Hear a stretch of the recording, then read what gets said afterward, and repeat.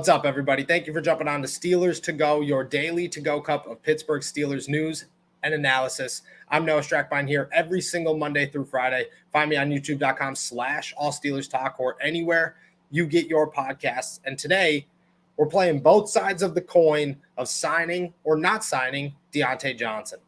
Are the Steelers going to change their ways or remain the same? Let's start with remaining the same. The Pittsburgh Steelers have a great logic behind pretty much everything that they do. Never once in the history of the Steelers have you looked at their front office and said they're making bad decisions time and time again. The Steelers tend to make great decisions usually all the time. And they do so by sticking to a set of standards that they don't like to go away from. Many say that was Kevin Colbert's standard. It's Art Rooney's standard. Kevin Colbert followed it to a T. And Omar Khan got hired by Art Rooney because Art Rooney trusts Omar Khan. Now, does that mean that he trusts him because he understands he's going to stick with the standard, or he trusts him to make decisions to better this football organization? There's two sides to the coin. The Steelers change their ways, or stick to their ways, excuse me. They do not sign Diontae Johnson because Diontae Johnson does not fit the special player narrative that the Pittsburgh Steelers hold their players to. TJ Watt, Minkah Fitzpatrick, Ben Roethlisberger, Antonio Brown. At one point, it was almost Le'Veon Bell. Guys who could be generational talents. Guys who are special players. Diontae Johnson is a great wide receiver. One that deserves every penny he's going to get, wherever that is. But he's not a generational talent at wide receiver, and chances are, will never be. People bring up a lot about his game, and I think that, honestly, Diontae Johnson could become one of the best 10 wide receivers in football very soon. It's year 4, year 3, he showed that he's top 15. And that was a huge jump from year 2. But right now, he's a great wide receiver. And yes, the Steelers do not sign guys for what they have done, but what they are going to do. Diontae Johnson could become a top 10 wide receiver, but I still don't believe that he's a generational talent at wide receiver. I don't think a lot of people do. So maybe he doesn't fall into the category that the Steelers have to sign a guy to a major contract. They stick to their ways. Now, if that happens, they have plenty of cap space. They have the decision to make on Chase Claypool. They could go out and continue their ways in the NFL draft and find new wide receivers. They do this time and time again. This is nothing new. They basically just stick to the script. And chances are they're fine. Because even if you don't want to go out hunting for another Diontae Johnson and taking that risk, the Steelers' track record says they'll find somebody. And even if there's a gap year, they'll find somebody and they'll be fine. Now, what about the other side of the coin? The side of the coin where the Steelers change their ways, where Omar Khan says, yes, but we have to do this. The side of the coin that says, Diontae Johnson's getting signed. We're not worried about it. We'll figure it out. Every other team is making big signings. Every other team that is successful doesn't really care about the salary cap because we'll figure out the salary cap down the road. The salary cap is always changing. That's one side of the coin. That's a revolutionary side of the coin for the Pittsburgh Steelers. Something they've never done. Something that would only come with Omar Khan and has the potential to. For everybody saying, oh, well, this is Rooney and Rooney's not going to let it happen, Omar Khan's already changing things. He's moved very quickly on Minkah Fitzpatrick's deal. Very quickly. He's made signings. If you don't think that he had a hand in this offseason, you haven't been paying attention. Because he most certainly has. And then to go out and get Larry Ogunjobi, a guy that they knew they needed to get, is just another addition to Omar Khan could change things. We don't know if that's for certain, but he could change things. So if Diontae Johnson does get signed, and the Steelers look at this as, okay, well, we're not going to let Diontae Johnson leave because Diontae Johnson is a great wide receiver. Let's talk about the repercussions of that. There's two sides to this as well. This story is deeper. You could go out and look at this as, okay, well, they signed Diontae Johnson. That means Chase Claypool has to walk because they don't have room for 2 wide receiver contracts. You could also look at it like, well, what if Chase Claypool's phenomenal? Comes into year 3, has 1,300 yards and a dozen touchdowns like he predicts, and becomes a top 3 wide receiver like he says. Then you have to pay him. And he's going to be more expensive than Diontae Johnson. You can't take that on because what happens after that could be detrimental to this team in the next 5 years. It's not Diontae Johnson's contract that is a worry for the Pittsburgh Steelers. It is Chase Claypool's. Chase Claypool's contract gets in the way of things. It doesn't if Diontae Johnson isn't under contract, because at that point you just have a big wide receiver contract to work with, and one that's probably at the end by the time you have to worry about bigger things.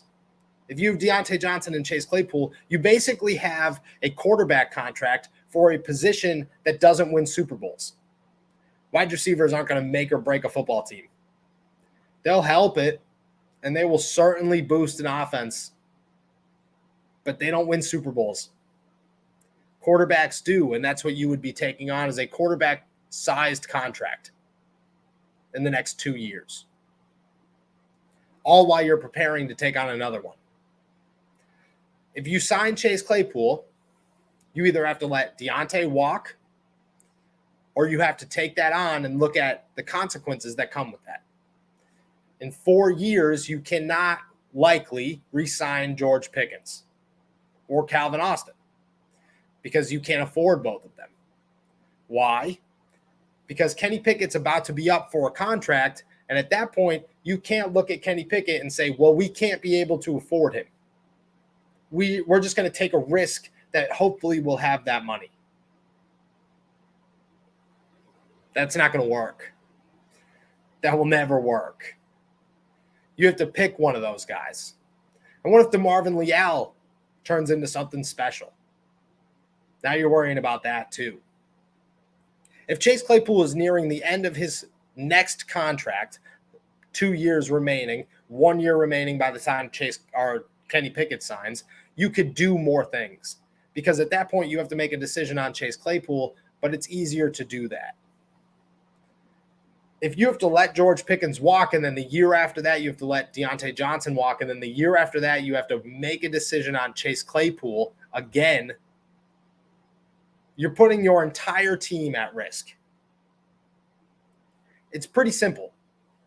Diontae Johnson is likely worth the money. He is worth the money. And if he hits free agency, he'll make much more.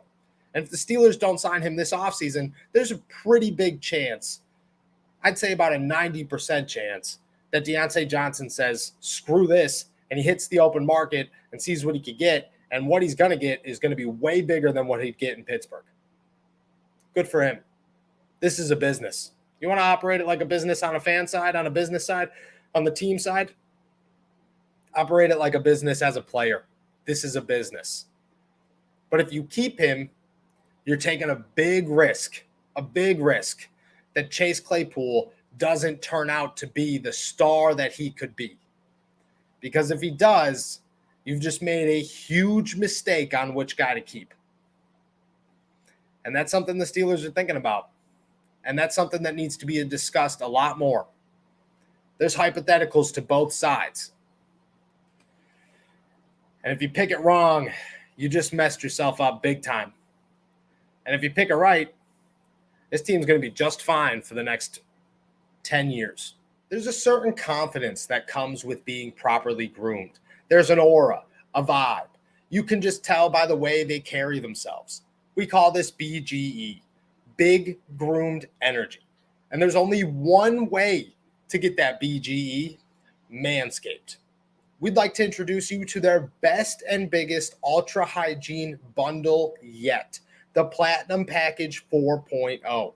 Manscaped, the leader in below the waist grooming. Now trust them with the rest. Join the 4 million men worldwide who trust Manscaped by going to manscaped.com for 20% off plus free shipping with our code ALLSteelers. Manscaped's brand new Platinum Package 4.0 is the biggest bundle they've ever offered, giving you a bulk discount on Manscaped's top products. The Manscaped Platinum Package 4.0 is the one-stop shop for the man who deserves it all. They designed this package to allow you to fully align your entire hygiene routine with elite products. Inside the Platinum Package, you'll find their Lawnmower 4.0 trimmer, Weed Whacker ear and nose hair trimmer, Ultra Premium Body Wash, Ultra Premium 2-in-1 shampoo and conditioner, Ultra Premium deodorant, Crop Preserver anti-chafing ball deodorant, Crop Reviver ball toner spray, anti-chafing boxers, and the Shed travel bag to hold your goods while traveling. The Lawnmower 4.0 body trimmer and Weed Whacker nose and hair trimmer feature proprietary advanced skin-safe technology to protect your delicate parts and holes. Both are waterproof, so you can shave with less mess.